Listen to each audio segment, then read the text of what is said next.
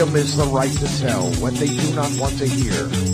CNN, MSNBC, Fox News. Tired of the same repetitive government narratives? Then wave goodbye to the distractions and rhetoric of corporate media.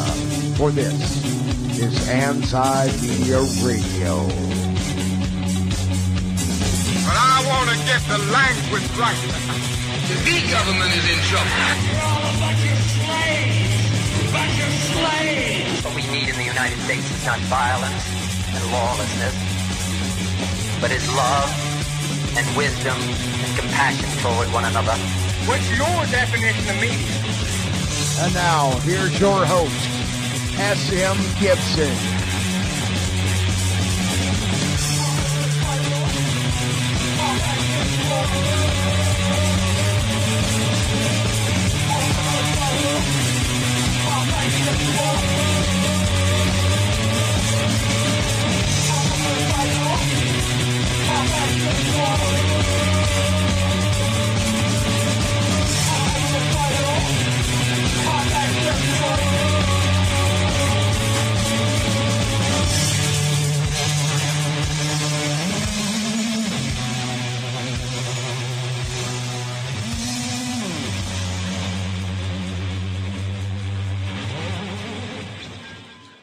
My name is S.M. Gibson. You are listening to Anti-Media Radio. It is June the 1st, 2017. Trump. From his Twitter account to Kathy Griffin to now the climate and the Paris Accords. Are you tired of hearing about Trump yet? It seems like everybody is distracted from one thing to another with something that he's done, said, or typed. Again, for the millionth time, as we've said on this program, he is the perfect distraction for the establishment, because whatever he does is going to be covered ad nauseum, and it makes me nauseated. It's absolutely ridiculous that nobody is paying attention to anything that is going on in the world right now because Trump sent out a tweet, because Kathy Griffin took a picture. Who cares? It's pathetic how easily distracted people are and their false rage against something they don't even know what they're talking about. Their feelings were hurt. We're going to be sensitive about something today. Why don't you get upset about the fact that there's people dying overseas every single day from U.S. bombs, not to mention from bombs that are supplied to other countries, not to mention people that die without U.S. bombs. It's the state of the world. It's the situation we are living in. But please be upset about Trump and his Twitter account. I'm going to go ahead and bring in our co-host for the evening, Miss Josie Wells. Josie, what's going on? Hello, how are you? I cannot complain.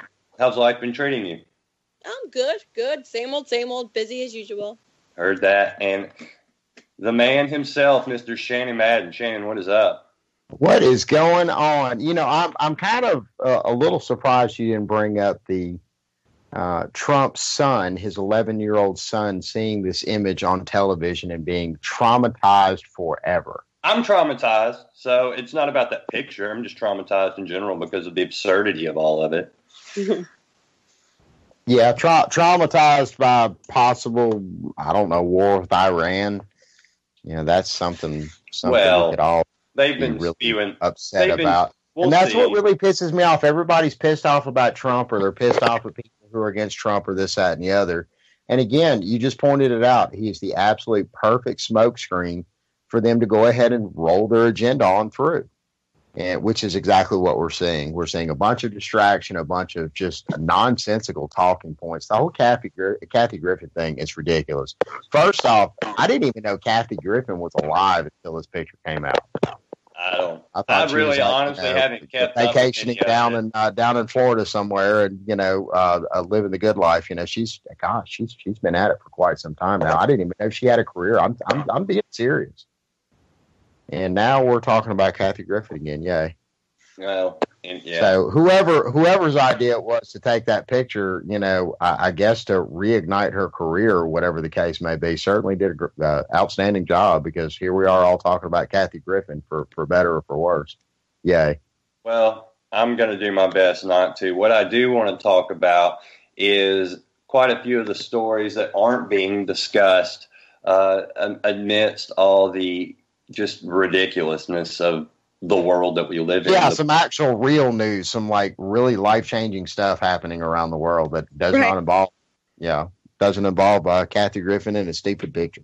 The post-satire age that we're in. The first story I want to bring up is, and I don't know who heard about this. I haven't heard much discussed about this, and when I say much, hardly anything.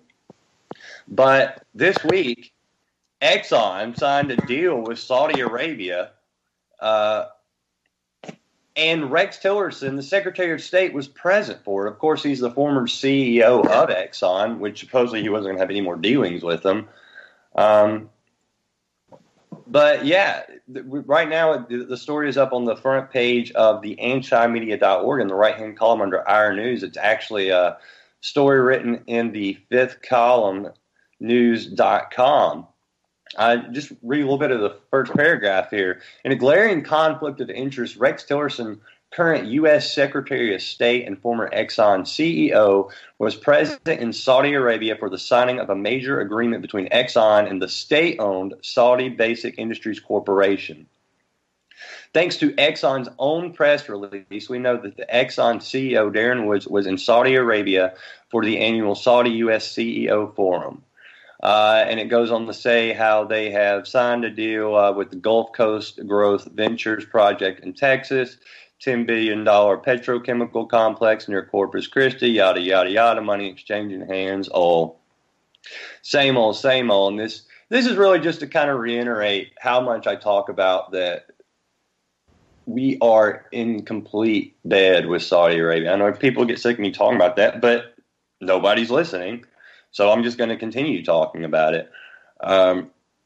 If you were going after Trump and you were a critic of Trump, how people seem to be a critic of Trump and they get upset when he types something wrong on Twitter, don't you think you'd go after the fact that his Secretary of State and former Exxon CEO is making deals with Exxon and is there to...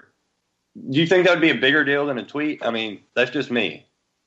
I know it's definitely crazy. I mean, I think it's almost this point, at this point that people, I mean, everyone's just kind of made their decisions, but it's so blatant that that's globalism. Like when, all of the Trump supporters, when they get so worried about globalism and they want to push nationalism because they think Trump's going to break up,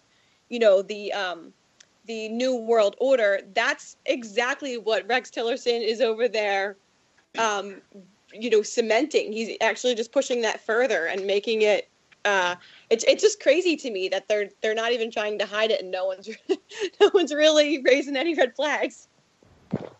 No, because people are too busy worked up with the distractions to worry about anything real, and it's just so frustrating. And again, this goes back to the whole, there's no real news anymore. There's just confirmation bias. And we've seen that this week. This has been just a glaring example of that. People being upset about all this outrageous stuff. Meanwhile, we have something like this going on. Nobody cares. Nobody cares. We've also seen, there's just a ton of stories here. Another one that I wanted to hit on is on the front page of the antimedia.org under their news section on the front page. It's actually a story from hackread.com. Secret Pentagon files left unprotected on the Amazon server. Accidents happen to everyone, but according to a recent report, this one is pretty big. Apparently, some of the confidential data released to the U.S. military project was simply left completely unprotected on a server belonging to Amazon. The data included over 60,000 files with some of the very sensitive info publicly accessible and not even protected with a password. Oh my God. Yeah, almost 28 gigabytes of confidential data, which a contractor from Booz Allen Hamilton had left unguarded. And Booz Allen Hamilton is one of the top defense contractors that works alongside the United States government. It's actually who Edward Snowden worked with for a while. Basically, they're an extension of the U.S. government. They're an outsourcing, so if anything goes wrong, it won't be pinned on the government. It's a private corporation that did it. So among the data that was left exposed are also the unencrypted passwords belonging to contractors who were granted with the top secret facility clearance. So we have people with top secret facility clearance, and it was all just exposed on an Amazon server, no password, no nothing. It's like something out of like a sitcom. Like that's something that would happen like in a funny movie. Yeah. On Amazon too. I mean, wow. First off, why is the Hamilton firm still involved in national security after the Snowden That's incident? A silly question. And other situations that have happened, not near as high profile as Edward Snowden, of course, but that there have been situations with the United States government at Booz Hamilton.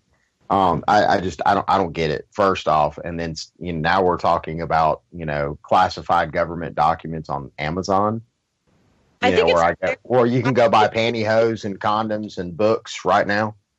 I think it's really funny. Like I'm just picturing in Zoolander, that part where they're trying to get the files in the computer and they have no idea what they're doing.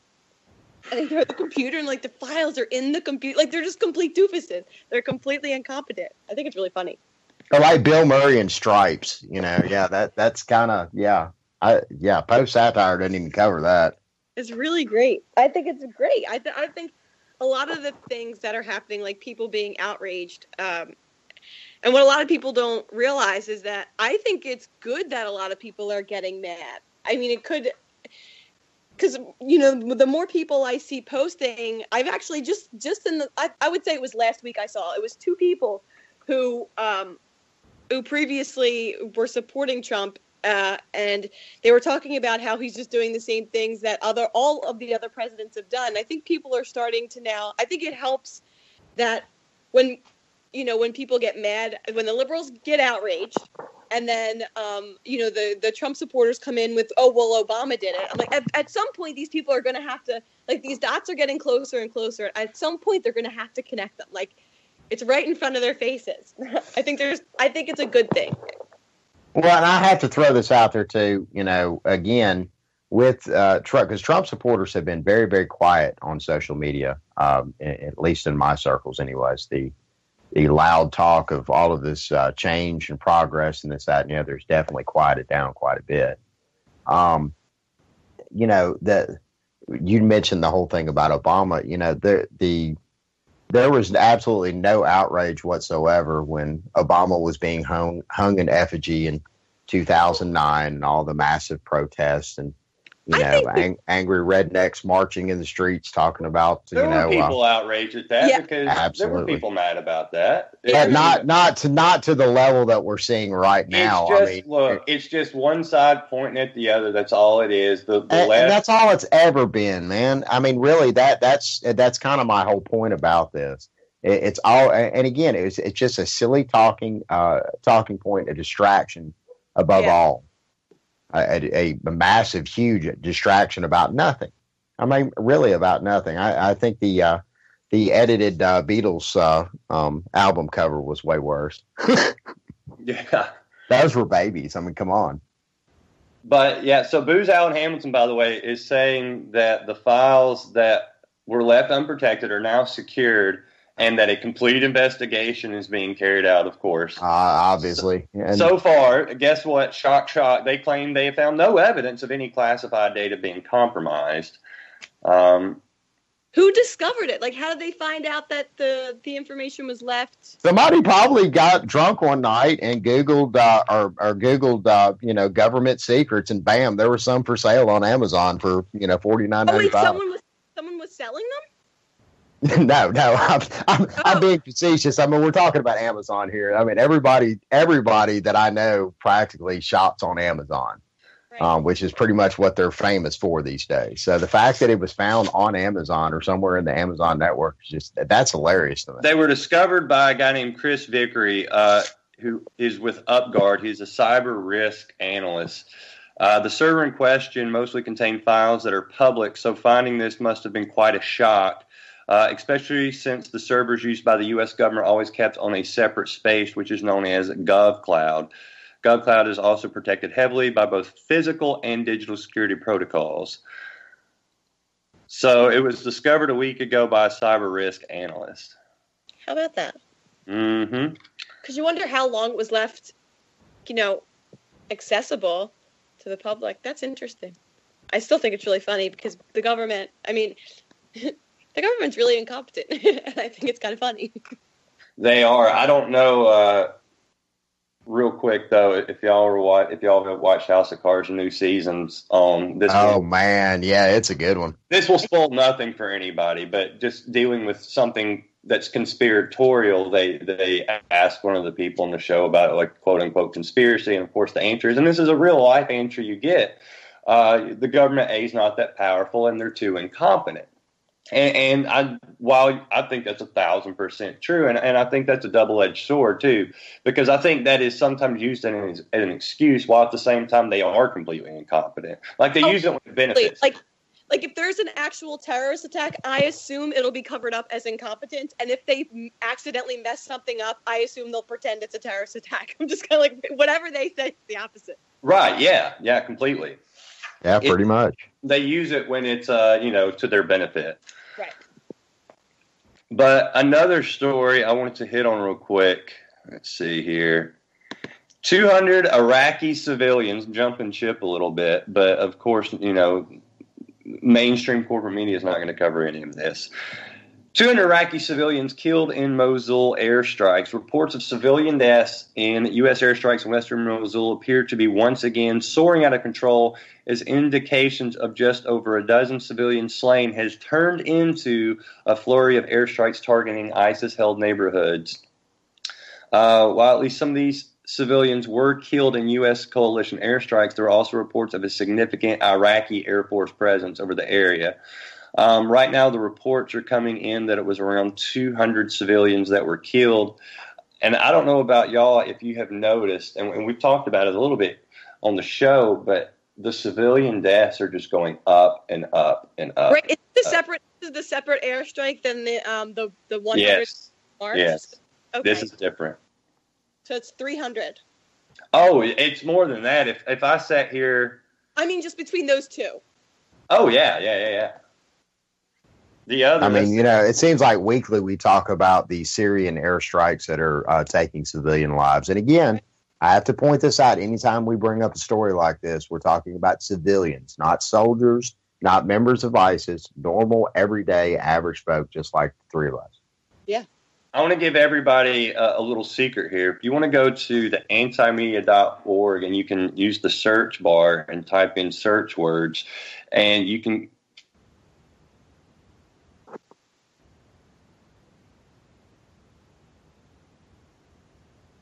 Hello? We lost him. But I think we got quiet there. What happened? You cut out, Scott. I cut out? Okay. Everything you just said we didn't hear. Because it was important. See, there you go. But if you go to the search bar on the antimedia.org and you can type in whatever keyword, whether it's Iraq, whether it's Saudi Arabia, whatever, and you can find all the stories that have come up and see everything that's gone on in the past, ever how far back you want to go. Right now, just typing in the word civilians. This is just from the past week. These are headlines from the past week. Two of these stories are related to each other, so I'll combine those. But today we've got 200 Iraqi civilians killed in Mosul airstrikes. U.S. is now killing more civilians in Syria than Assad is. Let's see. U.S. airstrike kills at least 80 civilians in Syria as UN condemns rising death toll. At least 105 civilians killed by U.S. airstrike in Iraq. Syria, U.S. airstrike kills 16 civilians, including 5 children. 5 civilians killed in Yemen raid carried out by U.S. Navy SEALs. This is from the past week. Right. This is from the past week. And this is just that we've covered. There's no telling how many that are completely going unreported and we're not able to see the numbers on. Disgusting. Yeah. And again, let's talk about some tweets, everybody. Let's talk about, here's the thing people don't get. Like, everybody's really upset about this climate deal. At this rate, at the rate we're going to be way dead before the weather can even think about taking us out, or climate. Like, people are too oblivious. Our own stupidity is going to have us killed way before anything else has a chance to.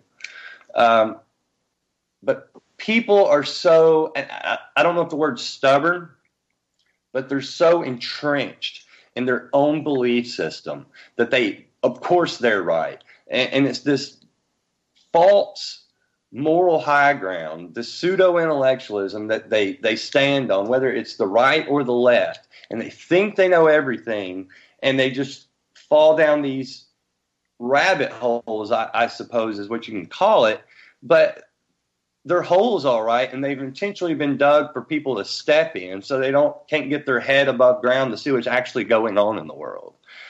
I just named off all those stories from this week of civilians being killed. And again, whatever. Nobody cares. If you want to criticize Trump, there you go. Right. Oh, my God. Did you see that picture that Kathy Griffin did of Donald Trump's head? Oh, that woman needs to be in jail. So as you see, let's talk about that for 5 hours and let's go eat dinner. I mean, that's pretty much about the size of it. That's your general American public right now. Well, they have bought into it, hook, line, and sinker. Is this isn't getting reported because again, of course, and it's true, the media just rails against Trump, but they don't report this stuff and they don't shove this down people's throats. Is because this was happening under Barack Obama as well, and this is part of the agenda. Now, I will say. Yeah, it's going to continue to happen. So they can't harp on it because then they would look like hypocrites for not doing it before and hypocrites if they don't continue to do it. Dang, that's it. But they're okay with it happening too. Oh, absolutely. Because you see when it is reported, when there is a strike that's carried out, you see the likes of John McCain and even Hillary Clinton come out and go, we support Trump with that. Trump's coming around. He's finally doing the right stuff. Finally, he's doing it. Yeah, he's finally caught up to what we've been talking about this whole time. That nasty ISIS. That's it. It's terribly. Go ahead, Josie. No, I said it's just terribly sad because people, even when you bring it up to people, they'll just say, "Oh, well, we're at war. That's what happens." And that to me, that's terrifying to me because if a bomb went off, in this person's, in their home. They wouldn't be thinking, oh, it's just war. It's a war casualty. It's not a war. The United States is just attacking 7 to 9 other countries every single day. I think it's up to 9 now. It was 7, but. Well, now, and this is one people don't realize too, and I talked about it while Obama was in office, is the number of actual countries that we know of that he bombed was 8, and it's usually reported as 7, but the United States bombed on a few occasions. It wasn't continuous, but on a few occasions we bombed the Philippines when Barack Obama was in office. It was around 2012 that it's reported that it happened. Now we're seeing, and of course this is not being reported either, for whatever reason, I can't answer it, but ISIS is all of a sudden in the Philippines. Oops. Yeah. Shocking. Uh-huh.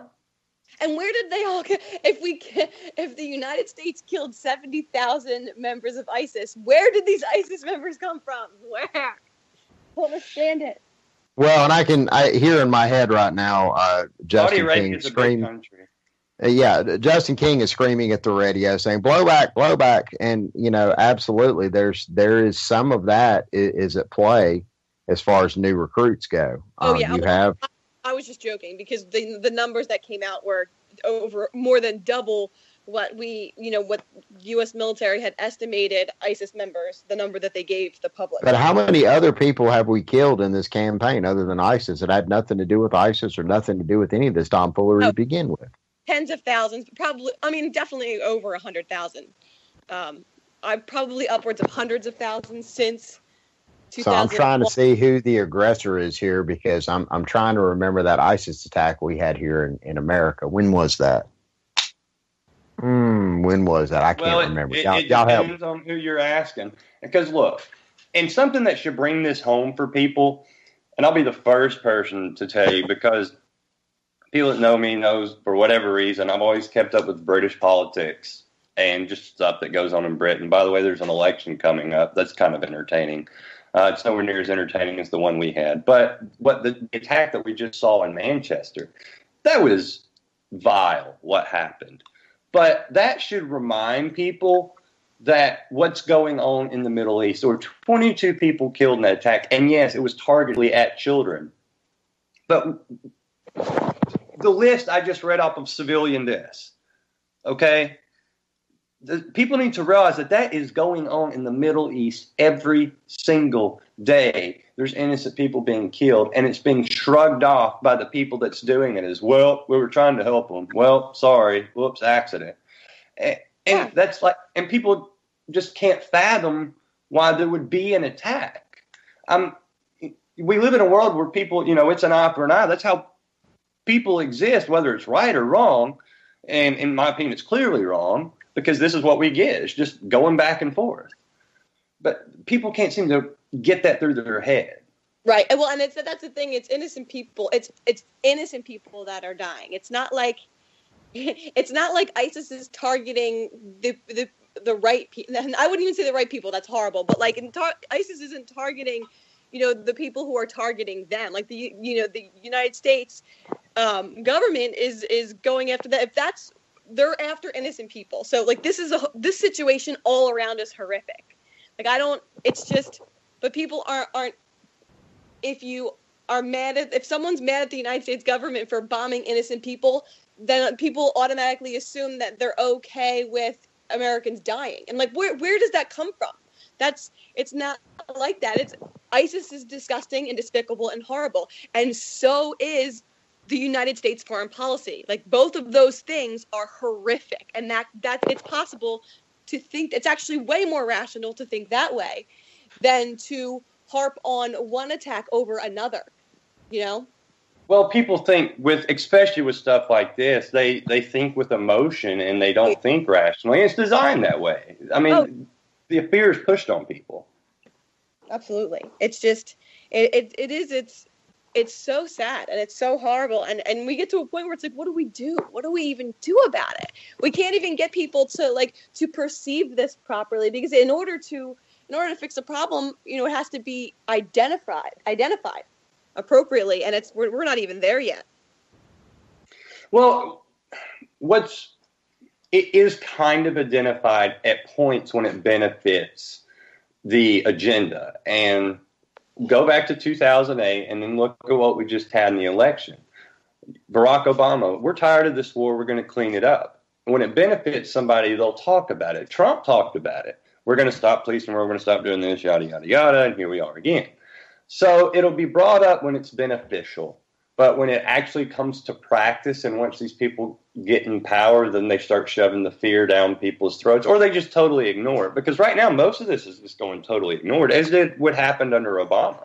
Right. Except in spots. It's just something people didn't talk about. It wasn't discussed. The media sure didn't talk about it. And now, they've got Trump that they can talk about 24/7 about whatever they want.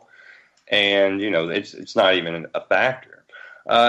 Another thing I wanted to bring up while we're on the topic, the Global Peace Index, it's the 11th annual one, just released its list of the most peaceful countries in the world. Okay. The United States is on this list. I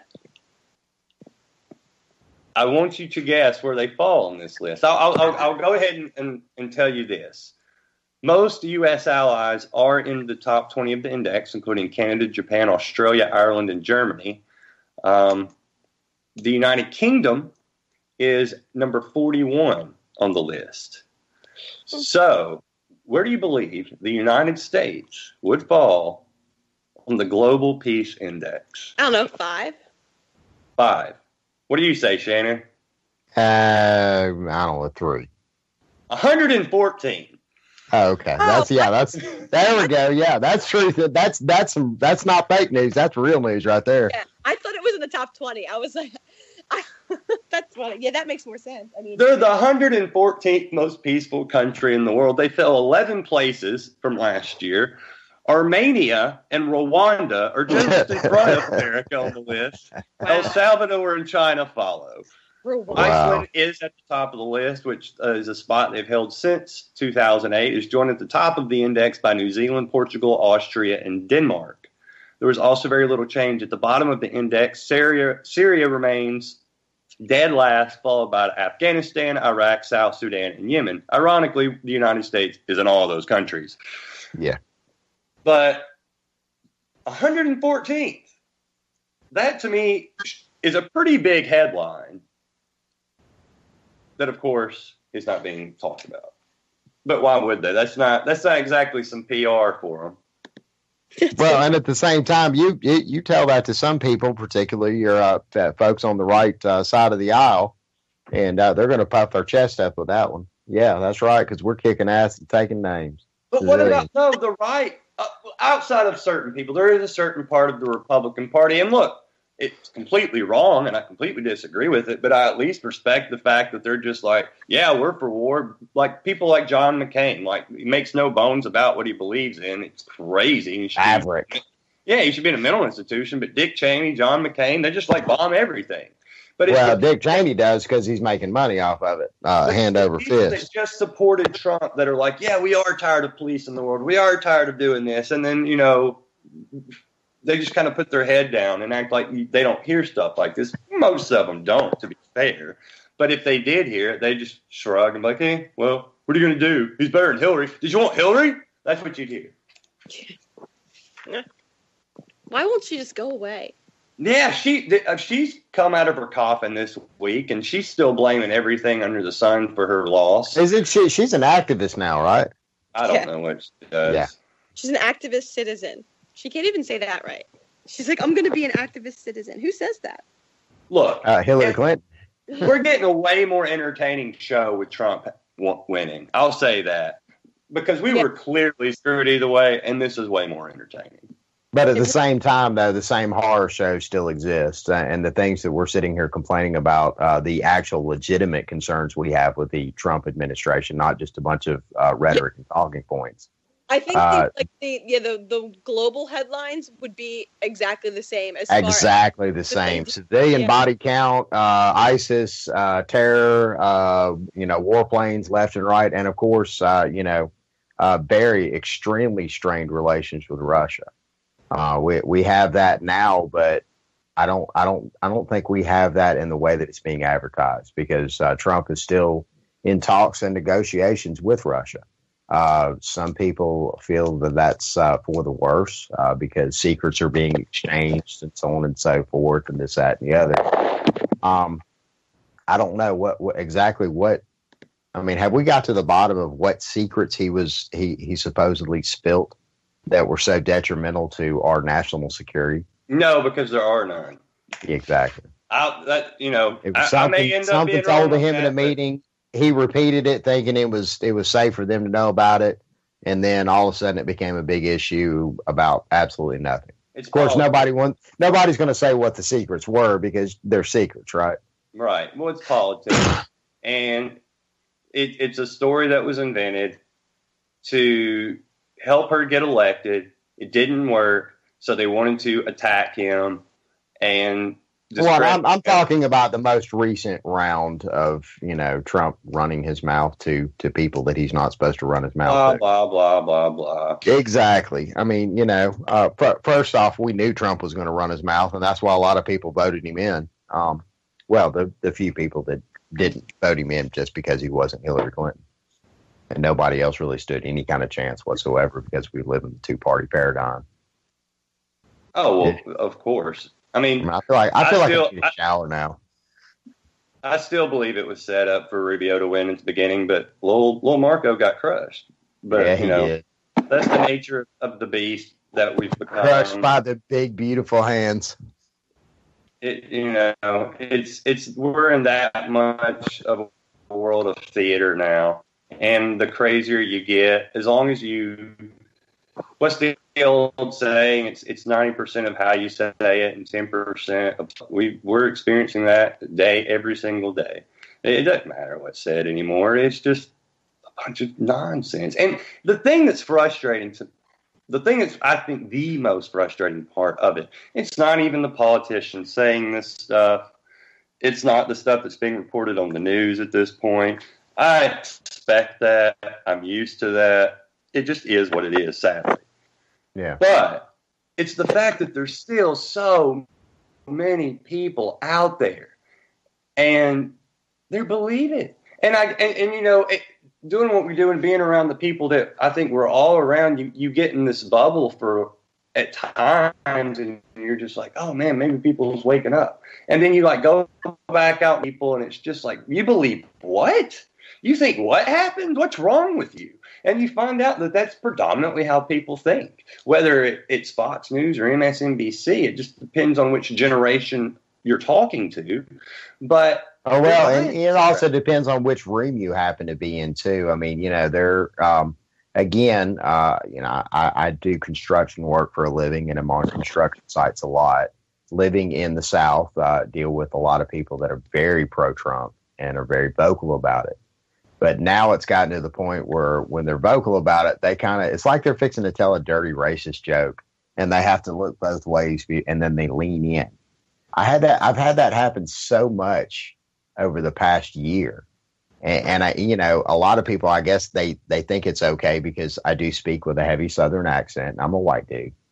And of course my reaction to them is not what they're anticipating, because they want me to give them a thumbs up. Yeah, that Trump's really blah, blah this, and those people blah, blah this. And, you know, they're trying to open it up for a dialogue, and it's ended for some very stiff endings of conversations, put it that way.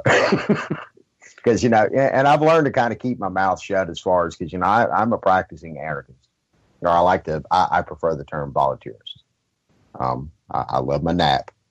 But at the same time, you know, I try not to be too terribly vocal about it.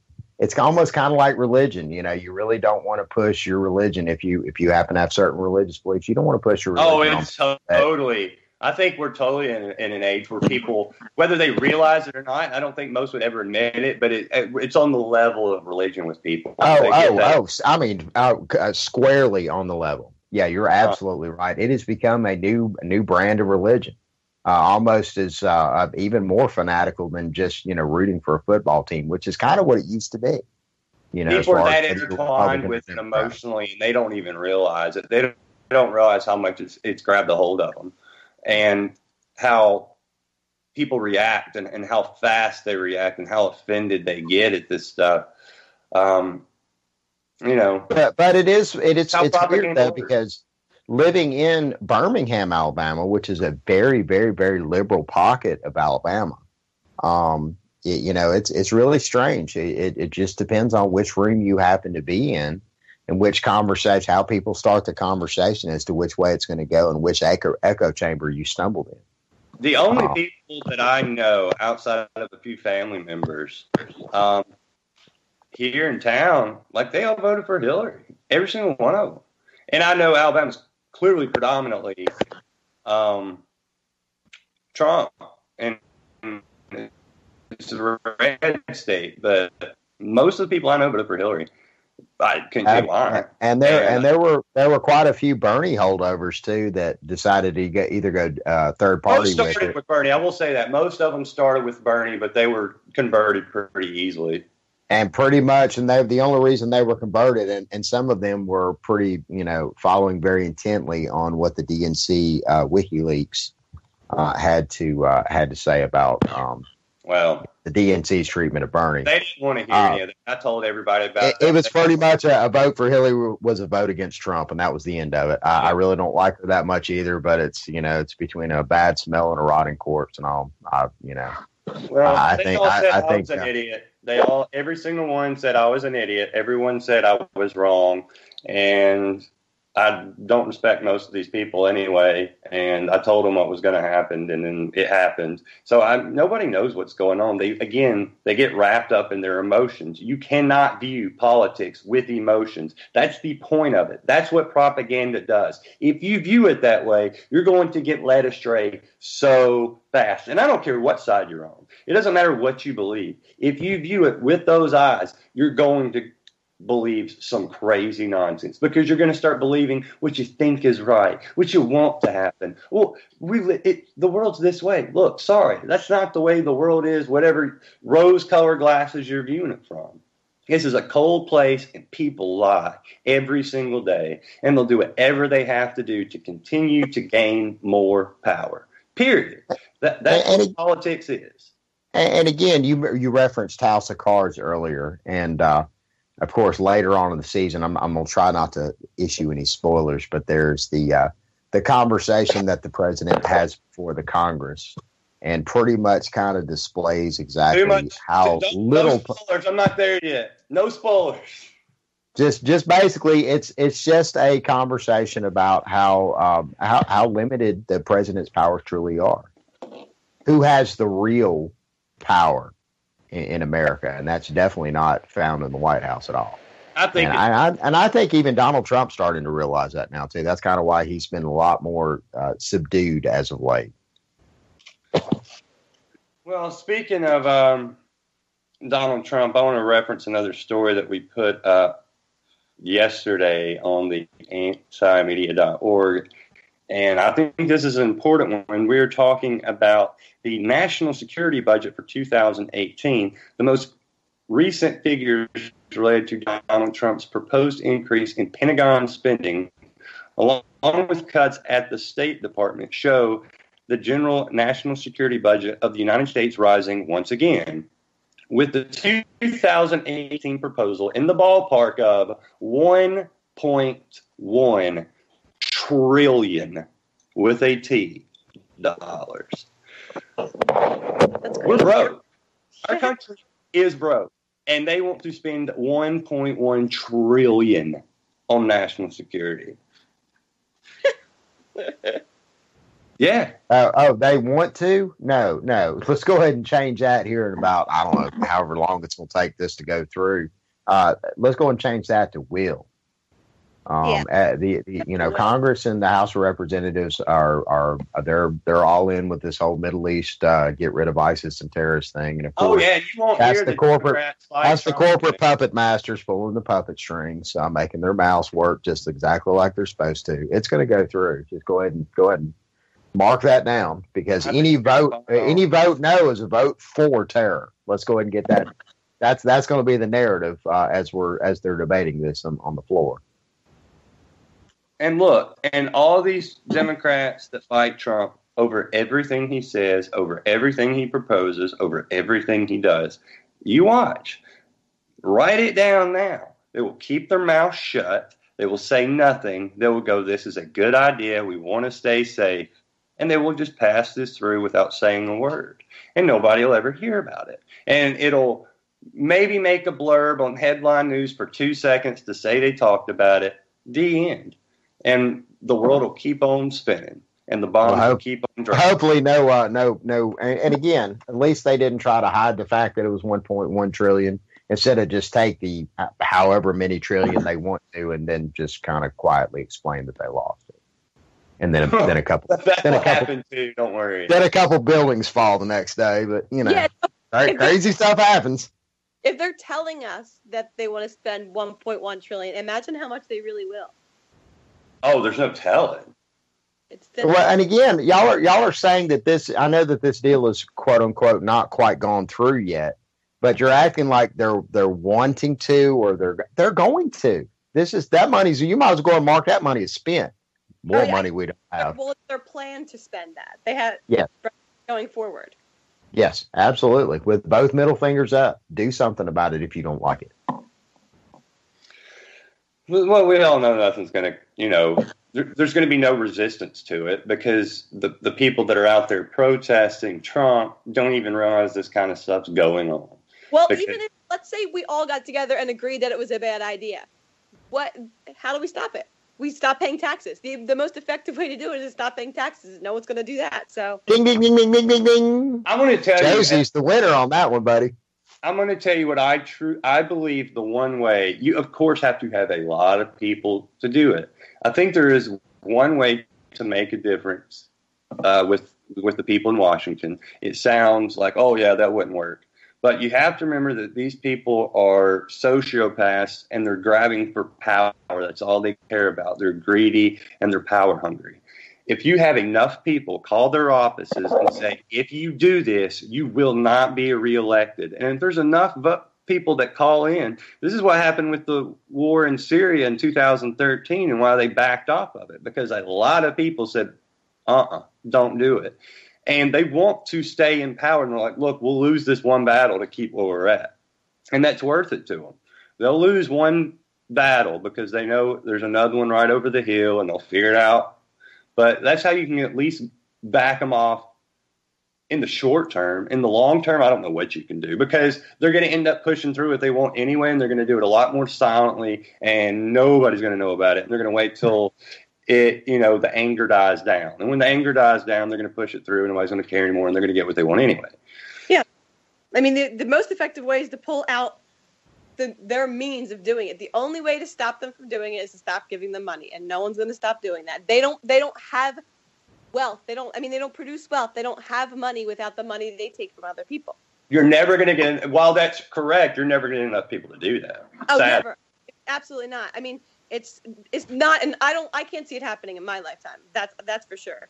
Yeah, because go back to what you were talking about earlier about the religious aspect of government. I mean, that's the new God now. Yeah, and when God tells you you're going to do something or you're going to get smoked, then you go ahead and you go ahead and do that thing so you don't get smoked.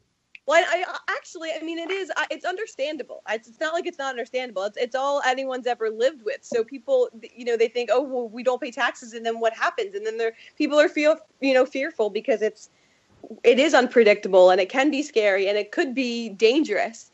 So I understand it. I'm willing to do it. So. Like, it doesn't bother me. Yeah, I wish we could have Larkin Rose on right now. He could definitely, firsthand experience tell us what it's all about. It's definitely frightening. It's scary. It's dangerous, and or you will die in prison if you get caught not paying taxes and you refuse to pay taxes. That is what will happen. Yeah, I mean, the reality of it. Real quick, just to hammer home what we were talking about with the 1.1 trillion, I want to reference real quick a story from last week that we put up on the antimedia.org. According to a government audit from 2016, the United States Army has lost track of $1 billion worth of military materials sent to Iraq. The equipment intended to aid Iraqi forces is part of the Iraq Train and Equip Fund, a program born out of the 2015 NDAA, which is the National Defense Authorization Act, which we all know about. Was it the 2012 NDAA? Was it the 2012 or 2011 where they get to indefinitely detain us all? I think it's 2012. I think it was too. But anyway, so yeah, just a reminder, just recently we found out the United States Army lost track of $1 billion worth of military material that's just somewhere in Iraq. Whoops. Yeah. Yeah, but when you're spending trillions, I mean, what's $1 billion? You know what I'm saying? It's like losing a $5 bill on the couch. You go to sleep one night. Whoops. Yeah. Whoops. But they need more money, by the way. They need and bear in mind that's $1 billion of equipment that's in the hands of the enemy. Right. Oh yeah. And yeah, that's a big whoops right there because that just keeps the war going, doesn't it? And hold on, let me see this. Let me pull this up. Speaking of Iraq, let's say, for instance, it didn't end up in the hands of the enemy. Let's say it ended up in the hands of, for instance, the Iraqi Special Forces. Another story on the front page under the Our News column, 3 stories down on the antimedia.org from today. U.S. military is still working with blacklisted Iraqi Special Forces. here's the fun part. The U.S. military has continued to assist an Iraqi Special Forces unit that has been banned from receiving training and equipment over human rights abuses. Members of the Emergency Response Division, which was blacklisted by the United States Congress in 2015, were photographed torturing and killing civilians late last year. A U.S. military spokesperson said late on Wednesday that even though the U.S. blacklisted them, the ban does not prevent the U.S. from working with them, as we do with other elements of the Iraqi security forces, to ensure a coordinated effort, blah, blah, blah, blah, blah. So Congress, it's under the Leahy law, actually said that we are not to have any dealings with them because they were torturing and killing civilians. But guess what? We're doing it anyway. So maybe they got some of the $1 billion of weapons we lost. Great. Yeah, you're probably right. That's actually a good point. Everyone's doing just a bang-up job in Washington. I'll tell you what. All over the world, for that matter. But hey, look. Trump's going to be the end of us all. Was Trump president in 2015? Unfortunately, it's not going to be the end. It's definitely not going to be the end. Even if he serves out, and he can serve out another 4 years, if people want to put up with that, I don't know. I kind of have to see that happening, depending on who the Democrats decide to throw into the ring. Since we're all in with this whole two-party paradigm crap. Do you really think Hillary's going to try to run yet one more time? It won't happen. It won't. There's no way it'll happen. Just no way. I think she probably wants to, and I think there's people out there that are pushing for it, but it's not going to happen. There's going to be people step in on that one and be like, we're not doing this again. I don't know who they're going to run. To me, Bernie will probably be too old if you know. He's kind of almost was too old to begin with. He was too old. He's too old to run. But to me, I mean, this conversation's like talking about what happened on Monday Night Raw last week. It is. The outcomes.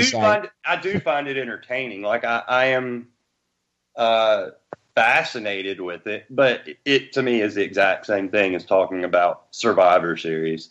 It just is what it is. I don't know who they're going to run. I'm very curious to see who they're going to run. If they wanted to actually win, I think they would run either Tulsi Gabbard, which will never happen, or Cory Booker, which could happen, but I think they're going to hold him back to 2024. So I don't know who they've got other than those two. I think anybody else they run is probably going to get beat, even against Trump. And we've got a long ways to go. A lot could happen between now and then, and a lot will happen between now and then. But, you know, we could have another case of Obama where, you know, he wasn't that big of a name on the scene in 2005, or 2004 even. 2005 is where we were. This is where we're at now. I don't know what's going to happen. I don't know. But it's interesting. Now let me pose another interesting question to you too, because of course the GOP is going to back the president, but at the same time, who would be? I mean, again, who would dare to challenge Mein Fuhrer from the Republican Party? Depends on how bad he does. If he does really, really bad, they may put somebody up against him. And I'm not saying this. Put Rubio back up to bat? No, I don't think that's going to happen. I don't think so either. It won't be Cruz either. How about Ryan? I hope it's Dwayne Johnson. I'm serious. I'm 100% serious when I say that, because look, that's where we're at this point. I don't want anybody to be in office that's not a WWE Hall of Famer from this moment on. I'm serious. Well, fair enough. Yeah. And again, I mean, I don't see where The Rock is going to be any worse than Trump is. Right. Actually, I think it'd be kind of entertaining. He's a cool dude. He knows how to crack a joke. Knows how to deliver his lines like he's supposed to. He's entertaining. Put that elbow on him just in case when they start getting fresh. Yeah, I mean that's it. He's entertaining. Why not? Let's do that. Let's just get really entertaining people to be president from now on. Might as well. I mean that's probably a really sick dark way of looking at things, but kind of how I feel at this point. That's kind of where I think we're at. I think the whole system is so corrupt from top to bottom. Let's have Kevin Spacey be president. Wow, that'd be awesome. Let him play Frank Underwood as president. Let's do that. I would love that. I would totally vote for the Underwoods as president. Yeah, why not? I'd vote for that ticket. See, there you go. That's it. Let's just have some really, really entertaining people. I mean, that would be great. We already did that, y'all. That was the Clinton administration. Come on now. That is true. Yeah, but that was a different kind of entertaining. He was still a lifelong. There wasn't really much entertaining about that, especially when you got to really know Bill. But yikes. He was a lifelong political figure. We're at the stage now where we're just talking entertainers running for president. Yeah, well, I mean, again, the president, the office of the president doesn't hold any real power anyway. So, I mean, why not go the full nine with it? We've danced around the issue with Donald Trump and Ronald Reagan. Let's go the full nine. Let's put the Rock in office. And I personally wish Jesse Ventura would run, but I think he's too smart for that. I don't think he would win. I think a lot of people think he would win. I don't think he would win because I think he tells. Well, I don't agree with everything he says. I think he gets a little out there with some stuff. But he tells a little bit too much of the truth about some stuff, and I don't think that ever happened. I do believe, as insane as this sounds, and I'm very serious, I do think Frank Johnson could become president. It's crazy. If Donald Trump can become president, you don't think The Rock won't he at least have a decent showing? Come on, I bet you there were people in this world. Think about it, Reagan. People just laughed. This actor's going to become president. Blah blah blah. Happened. Donald Trump becoming president. That's never going to happen. It happened. Why couldn't Dwayne Johnson become president?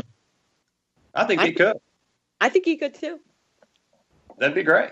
Why Two not? WWE Hall of Famers consecutively for president. Man, Vince McMahon has his chest out right now. Vince is running the world anyway. Let's just put him in office. He's too old. Nah, he wouldn't do it. He's having too much fun with what he's doing for a living. I guess. But we've only got, a couple minutes here. I want to throw it to either one of y'all that want to give a couple of words, just kind of your overall feeling of the past week and the insanity, and just where are we going from here? Is it going to get any better?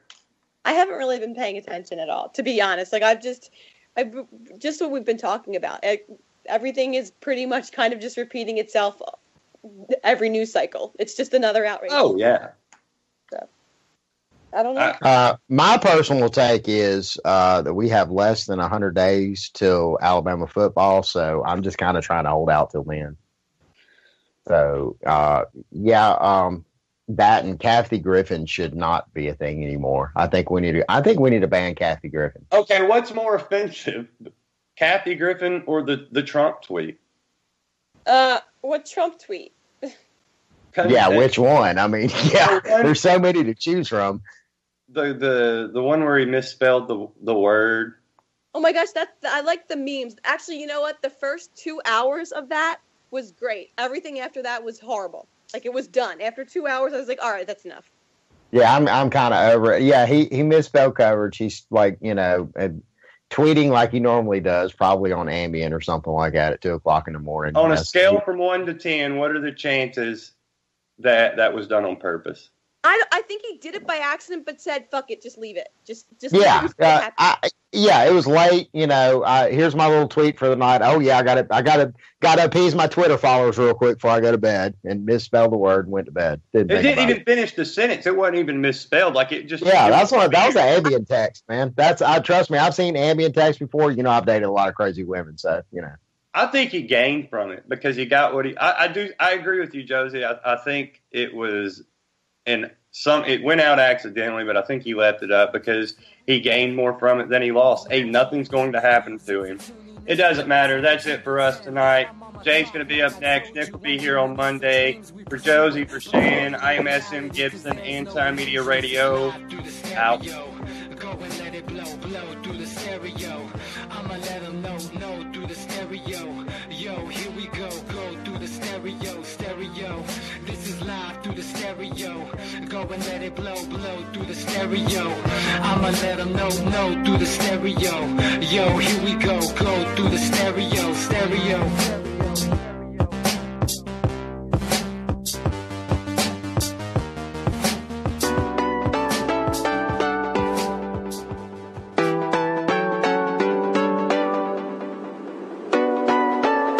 This is Ozzy Skateboard, and you're listening